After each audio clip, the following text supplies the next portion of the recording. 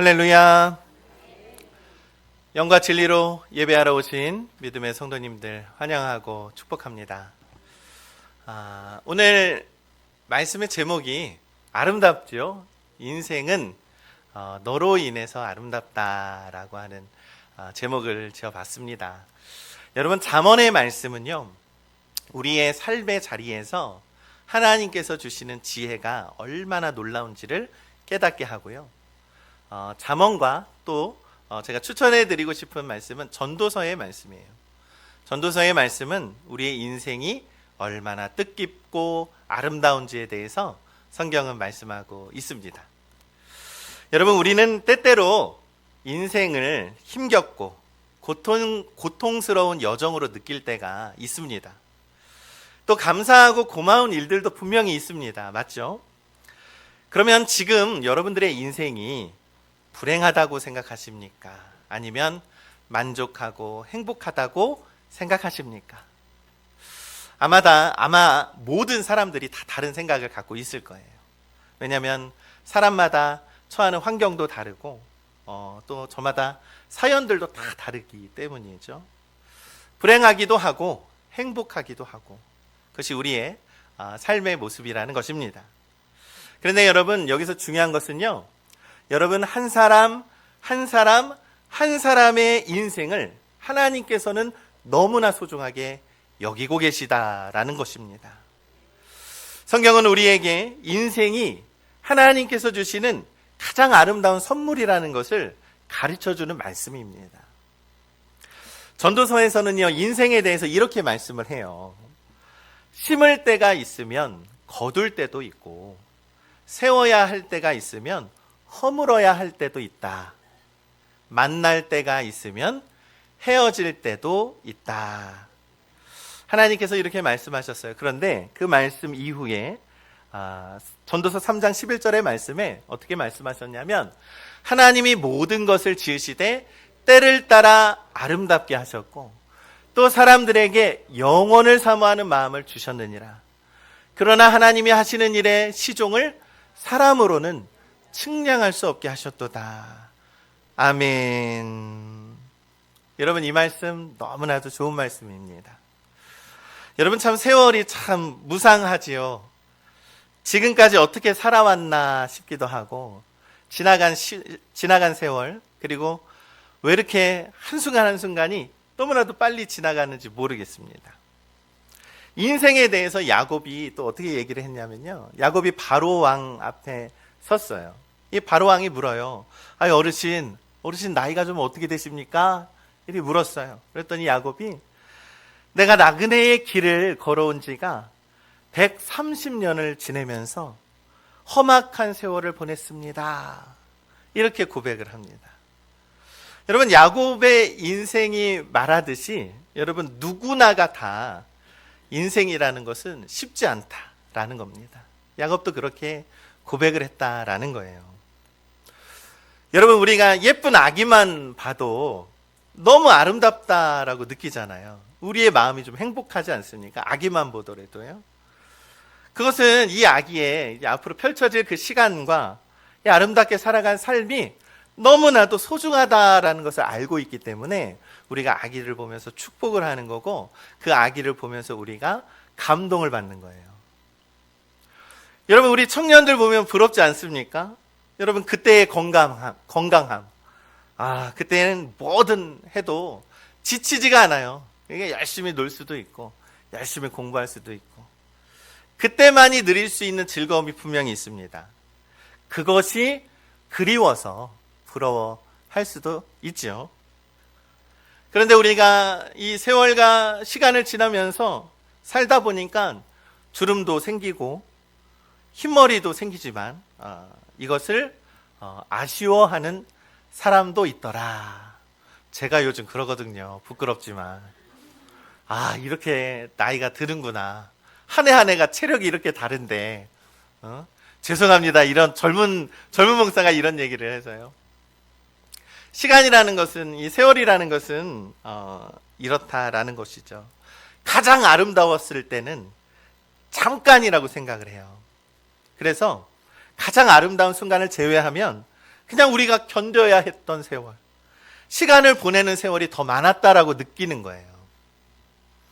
여러분, 세상에 있는 모든 것들이 왔다가 갑니다. 저도요, 왔다가 갑니다. 그런데 가기 싫어하면 어떡합니까? 안 간다고 하면 어떻게 하겠습니까? 사람은 누구나가 갑니다. 그리고 누구나가 단 한 사람도 빠짐없이 하나님을 만나는 순간이 있습니다. 시편 104편은 인생을 이렇게 말씀합니다. 하나님이 우리에게 주셨던 숨을 거두어 가시면 우리는 흙으로 다시 돌아가는 것이고, 그러나 하나님이 다시 우리에게 숨을 불어 넣어 주시면 우리는 다시 살아나는 것이다. 시편의 기자도 이렇게 말씀을 해요. 여러분, 흘러가는 시간을 거부하는 것은 어리석은 일입니다. 그런데요, 이 세상에서 제일 어리석은 일은요, 자신의 때를 알지 못하고 사는 사람이라는 거예요. 그것이 잠언과 전도서가 말씀하는 세월을 잘 살아가는 사람의 지혜로운 삶의 모습이라는 겁니다. 여러분, 이 말씀을 제가 좀 더 쉽게 말씀을 하자면요, 아이는 아이다워야 하고요, 그렇죠? 청년은 청년다워야 합니다. 그렇다면요, 지금의 내가 바로 나다워야 한다라는 거예요. 지난 과거에 붙들면서 살아갈 필요가 없습니다. 그리고 헛된 욕심에 조급하게 살지 말아야 합니다. 지금의 때를 가장 아름답게 살아야 한다라는 것입니다. 그런데 여러분, 제가 오늘날 이 세상을 바라보면 너무나도 마음이 슬퍼요. 오늘날 우리 세상을 보면 아이들이 아이답게 살지 못하는 세상 같아요. 마음껏 놀 수 있는 시간과 공간도 없습니다. 이 놀이터는 텅 비었어요.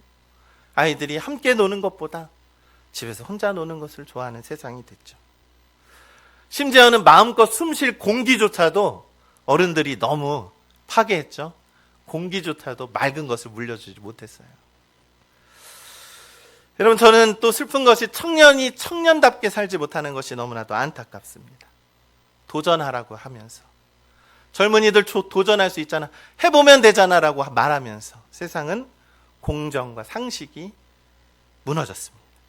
이 청년들이요, 청년의 때에 여행도 가고 청년의 때에 자기에 대해서, 인생에 대해서 돌아볼 수 있는 시간이 너무나도 필요한데, 새로운 가치관과 꿈을 꿀 수 있는 시간이 필요한데, 오직 이 세상은 돈 벌기 위한 세상으로 청년들을 길들여 간다는 거예요. 너무나도 마음이 아픕니다. 장년들은 또 어떻습니까? 또 노년의 시간들은 또 어떻습니까? 가족들과의 시간을 보내고 싶어도 이 세상이 다 가족들의 시간을 빼앗아 버렸다라는 거예요. 이것이 가장 슬픈 것이죠. 자기의 때에 맞는 삶을 살지 못하는 것. 그래서 여러분, 잘 사는 방법은요, 내가 지금 어떤 때를 살아야 하는지를 깨닫고 그때에 맞는 아름다움을 살아내시기를 간절히 소망합니다. 그것이 인생을 아름답게 하는 것입니다. 여러분, 나이가 든다라는 것은요, 비록 성장은 멈추지만 성숙의 깊이가 느껴져야 되지 않겠습니까? 그래서 나이가 좀 들면 들수록 우리가 원만해져야 된다라는 거예요. 그런데 이 나이가 들어서도 자꾸 우리가 고집이 좀 세지거든요. 또 어린아이 같이 되거든요. 그러지 마시고요, 마음을 넉넉하게 품어주고, 여러분, 우리 자녀들에게 고집 부리지 마세요. 우리 권사님들, 자녀들이 하라고 하는 대로 좋은 거 먹으면 좋은 거 주는 대로 드십시오. 아껴뒀다가 누구 줘야지, 아껴뒀다가 우리 손주 줘야지, 이러지 마시고요, 맛있는 거 사드시고 좋은 거 사드시고 하시는 게 자녀를 행복하게 하는 방법입니다. 여러분, 우리 자녀들과 또 대화들을 잘 되십니까? 잘 안 될 겁니다. 그래서 자녀들에게 서운하기도 하고 또 미안하기도 하죠. 그런데 여러분, 우리 자녀들도 잘 알고 있습니다. 이 아버지의 주름살을 보면서 추하다라고 생각하는 자녀들은 이 세상에 없습니다. 이 어머니의 흰머리를 보면서 또한 추하다라고 생각하는 자녀들은 이 세상에 없다라는 겁니다. 왜냐하면요, 여러분들, 우리의 세월이 갈수록 우리의 얼굴은 좀 더 주름이 들고 흰머리가 늘어나지만 그것은 자녀들을 위해서 헌신했던 시간의 흔적이라는 것이죠. 자랑스러운 훈장입니다, 여러분. 우리 청년들도 그것을 이해해 주시고 그것을 사랑해 주시기를 간절히 소망합니다. 그래서 자기의 때에 맞는 아름다운 인생을 살면은 참 좋은 거예요. 그래서 내가 청년의 때에는 내가 청년의 때구나. 도전도 해보자. 그리고 또한 내가 이제 곧 부모가 되는 때가 되었구나. 주름살이 늘어가고 내 머리에 흰머리, 백발의 시기가 왔구나. 그것을 받아들이시고 가장 나답게, 그때의 나답게 가장 아름답게 살아가는 우리 믿음의 성도님들 되시기를 간절히 소망합니다. 결론은 이것이죠. 내 자신에게, 스스로에게 수고했다, 잘했다 라고 칭찬해 주시기를 간절히 소망합니다. 내 얼굴에 수고한 흔적이 너무나도 많아요. 그것을 부끄러워할 필요가 없습니다. 근심과 걱정으로 내 미간이 주름지고 아이고 내 옛날에는 고왔는데 하면서, 그러나요 여러분, 그 세월의 흔적은 여러분들의 자랑입니다. 여러분들의 고마운 누군가를 희생했던 사랑의 흔적임을 우리는 믿습니다. 그래서요 오늘 말씀처럼, 오늘 잠언의 말씀처럼 웃을 수 있었으면 좋겠습니다. 웃을 일이 있어서 웃는 것이 아니라요, 그냥 아침에 일어나면 허허허허 그냥 좀 웃어보세요. 웃으면서 내 삶을 인정하세요. 오늘 하루도 내게 주신 이 하루를 감사합니다. 하나님, 내 삶을 인정합니다. 수고하고 너무나도 고생했던 내 삶 자랑스럽습니다 하면서 웃어주시기를 간절히 소망합니다. 그것이 격려하는 삶이에요. 그것이 내 얼굴을 환하게 빛나게 하는 겁니다. 잠언 15장 13절 함께 합독합니다. 마음의 즐거움은, 마음의 근심은 심령을 상하게 하느니라. 아멘. 여러분, 내가 내 삶을요 인정하고 수고와 격려할 수 있는 사람의 내면은 환하게 밝게 웃을 수 있다라는 거예요. 그러나 내 삶이 불행하다, 아직 만족스럽지 못하다, 너무나도 힘들다라고 하면 우리의 얼굴에서 그늘지게 된다라는 거예요. 마음에는 근심과 걱정이 남는 것이죠.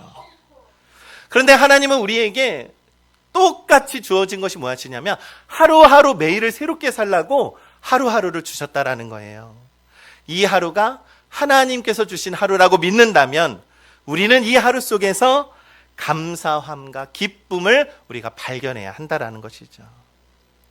그런데 우리는 그것을요 다른 곳에서 찾아요. 다른 사람에게서 찾아요. 내 자녀들에게서 찾는 거예요. 그것이 아니라요, 여러분 내면에서 발견해야 합니다. 얼굴을 빛나게 한다라는 것은요 외적인 것이 아니라 내면의 빛을 의미하는 거예요. 여러분들 한 사람 한 사람이 하나님의 사랑받는 존재라고요. 빛날 수 있다고요. 그렇게 인정하고 살아가실 간절히 소망합니다. 제 얼굴을 보세요. 제 얼굴을 좀 보십시오. 자세히 한번 보셔요. 자세히 봐야지 잘생긴 것 같기도 하고 좀 그냥 보통처럼 생긴 것 같기도 하고 그러거든요. 여러분, 우리 주변에 사람들이 있어요. 많은 사람들을 대할 거예요. 그러면 이 어떤 사람은 나 그 사람이 참 기억이 나, 이런 사람이 분명히 있어요. 또 어떤 사람은 저 사람 너무 친절하고 너무 따뜻하다, 그냥 왠지 그 사람이 생각하고 그 사람이랑 그냥 같이 뭐를 하면 그냥 즐거운 사람이 분명히 있습니다. 여러분, 이 세상 어딘가에는요 누군가를 위해서 헌신하고 수고하고 아름답게 살아가는 한 사람이 있어요. 여러분, 세상만 바라보지 마세요. 이 세상 어딘가에는 자기를 청빙의 삶을 살아가면서 내 자신을 내려놓고 누군가를 위해 살아가는 밝은 사람이 분명히 있습니다. 여러분, 우리가 꼭 그런 사람이 되면 어떨까요? 잠언 15장 14절은 이렇게 말씀합니다. 합독합시다. 명철한 자의 마음은 지식을 요구하고 미련한 자의 입은 미련한 것을 즐기느니라. 아멘. 명철한 자의 마음이에요, 그것이. 명철한 자의 마음은 우리 안에 내면의 빛이 밝은 것입니다. 그런 사람의 얼굴은요 항상 웃을 수 있어요. 많이 웃으세요, 여러분. 세월이 흘러서 우리의 외적인 모습이 변하는 것을 서러워할 필요가 없습니다. 그 외모 속에 오히려 빛이 깃들지 못해서 마음에 그늘진 것을, 마음의 부정적인 것을, 어두워진 것을 서러워해야 해요. 왜 이렇게 내 마음속에 자꾸 어둠만 있는 거지? 라는 거. 그러지 마시고 내 안에 밝은 빛이 가득하시길 간절히 소망합니다. 어둠 가운데 살았다고 해서요, 내 인생이 너무나도 불행하다고 해서요, 인생이 다 불행했다라고 말할 수는 없지요. 그러나 우리의 인생이 아무리 공고하고 불행한다라고 할지라도요, 하나님의 말씀과 예수 그리스도의 사랑은 그 우리의 어둠을 몰아내게 한다라는 겁니다. 에베소서 5장 8절의 말씀을 함께 합독해 보겠습니다. 너희가 전에는 어둠이었더니 이제는 주 안에서 빛이라. 빛의 자녀들처럼 행하라. 아멘. 과거에 나는 어둠에 분명히 있었어요. 그러나 여전히 거치지 않는 어둠이 있는 것 같지만 예수님이 이 땅에 오셔서 나의 어둠을 닦아내고 닦아주기 위해 이 땅에 오셨다라는 거예요. 여러분, 내 안에 있는 어둠이 닦아내지면 우리의 내면이 맑게 되는 거예요. 그러면 그 속에서 하나님의 형상이 드러나는 겁니다. 내 안에는 하나님의 형상이 있어요. 그래서 내가 너로 인해 하나님을 기뻐하노라. 내가 너의 인생을 사랑하노라.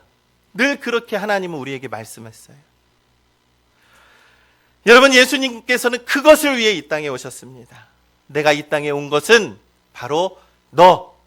우리 자녀 생각하지 마세요. 나를 얻기 위해 왔다는 거예요. 예수님 안에서 참 사랑을 경험하고 용서받고 희망을 품을 수 있습니다. 그렇게 어둠을 닦아내시길 간절히 소망합니다. 우리의 속에 맑음이 드러나는 것이 하나님의 형상을 회복하는 것입니다. 잠언 15장 15절은 이렇게 말씀하죠. 고난받는 자는 그날이 다 험악하나 마음이 즐거운 자는 항상 잔치하느니라. 여러분, 우리는 다 알아요. 매일이 잔치 같을 수는 없다라는 거. 그렇다고 남의 잔치를 부러워할 필요가 있습니까? 왜 나에게만 고난이 오는 걸까? 왜 나에게만 늘 똑같은 불행이 닥치는 걸까? 여러분, 인생이라는 것은 원래 어렵다라는 겁니다.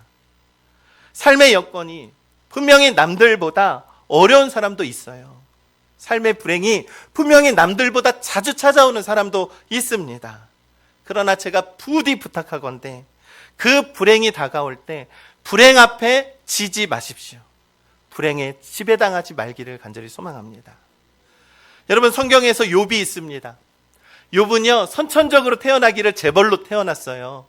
너무나도 좋은 환경으로 태어났어요. 재산이 많았고 자녀들도 많았고요. 그런 사람이 남부럽지 않게 하나님을 경외하며 살았어요.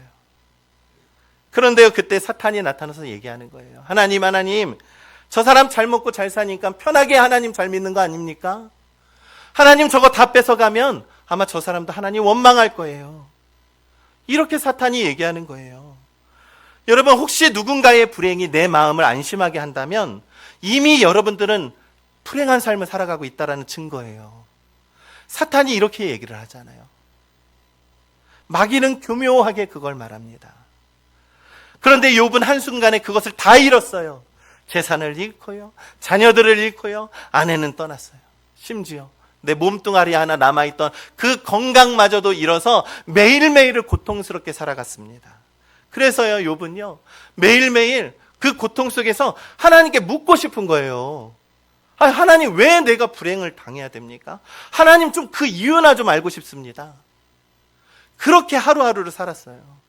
그런데 욥기서 마지막에 하나님이 나타나셔서 욥에게 하시는 말씀이 뭐냐면, 욥기 38장 3절에 무지한 말로 생각을 어둡게 하는 자가 누구냐? 너 스스로 그 이유를 알겠다고 스스로 어둡게 살아가는 그 미련한 사람이 누구냐라고 하면서, 너가 이 땅에 기초를 놓을 때 너는 어디에 있었느냐? 내가 이 땅에 바다와 하늘을 만들 때에 너는 무엇을 하고 있었느냐? 너 그것이 어떻게 이루어지는지 아느냐라고 물었어요. 여러분, 이 말씀에 우리가 무슨 대답을 할 수 있습니까? 욥은 하나님 앞에서 아무 말도 할 수 없었습니다. 인간의 한계는 거기까지라는 거예요. 그것을 인정하라는 겁니다. 내가 할 수 없는 것에 이유와 원인을 찾아서 어리석게 삶을 살아가지 말고 그것을 인정하고 하나님을 붙들라라는 겁니다. 그제서 욥기가 말하라는 거예요. 욥기 42장 5절에 내가 주께 대하여 귀로만 들었었는데 이제는 내가 눈으로 주님을 봅니다. 여러분, 이 말씀은요, 이 욥처럼 고난과 불행이, 그 어둡고 막막한 불행이 막막하도 그 터널을 지나고 나면 하나님을 만난다라는 거예요. 하나님을 내 눈으로 보게 된다는 겁니다. 그러니 여러분, 불행하다 생각하지 마시고 내 한계를 인정하고 하나님을 붙드시길 간절히 소망합니다. 내 인생이 불행하다라고 생각하는 것은요, 아마 내가 혼자 있는 것 같다라고 하는 외로움 때문에 그럴 것이다 라고 생각을 합니다. 그러나 그것이 아니라 결국에는요, 하나님이 곁에 있었다라는 사실을 깨닫게 되는 거예요. 이 불행의 터널을 지날 때에 하나님을 만나게 된다니까요. 여러분, 우리는 혼자 있는 것이 아닙니다. 하나님이 우리의 곁에 계십니다. 하나님이 이 세상을 창조할 때예요, 이 세상에 창조하신 모든 것을 보면서 보시기에 심히 좋았더라 라고 만족해 하셨는데, 창세기에 자세히 보니까 한 가지 보기 좋지 않더라 라고 말하는 부분이 있습니다. 그것이 뭐냐면 창세기 2장 18절에 사람이 혼자 사는 것이 좋지 아니하더라. 하나님이 이 세상을 다 만들어 놓고 보니까 아담이 혼자 외로워하고 있는 거예요. 그것이 보기 좋지 않았다라고 성경은 말씀합니다. 하나님의 아담이 쓸쓸해 보이니까 먼저 하신 행동이 무엇인지 아십니까? 여자를 만들어줬다라고 생각하죠? 아니에요. 그것이 먼저가 아닙니다. 하나님은 가장 먼저요, 동물들을 만들어서요, 아담에게 데리고 와요. 아담아, 아담아, 이 동물들 보면서 이름 한번 져주겠니? 라고 얘기하는 거예요. 저는 여러분, 이 장면을 보았을 때요, 어떤 마음이 들었냐면, 여러분, 우리가 아기들을 보면서, 우리가 얼굴을 보면서 까꿍 까꿍 하잖아요. 딸랑이를 흔들면서 이것 봐, 이것 봐, 딸랑딸랑 흔들잖아요, 여러분. 왜 아기들에게 그 인형과 딸랑이를 보여줍니까? 아기가 행복을 느끼라고 하는 거예요. 아기가 행복을 느끼라고요. 여러분, 어쩌면 하나님께서 아담에게 똑같이 이 세상은 너 혼자만 있는 것이 아니야. 하늘의 새를 봐라. 아름답지 않니? 까꿍. 하늘의 새를 봐봐. 반짝반짝. 내가 만든 강아지를 좀 봐봐. 얼마나 귀엽니? 쓰다듬어 봐봐. 여러분, 하나님께서 이 세상을 만든 것이 너무나도 참 아름답고 너무나도 훌륭하지 않니? 너 외로운 거 아니야. 너 결코 외로운 거 아니야. 왜냐하면 너는 혼자가 아니고 이 세상의 모든 것들을 바라보면 결코 너가 혼자라는 것을 아니라는 것을 깨닫게 된단다라는 겁니다. 여러분, 인간이 가장 아름다울 때가 언제인지 아십니까? 감동받을 때, 감격할 때 가장 아름답습니다.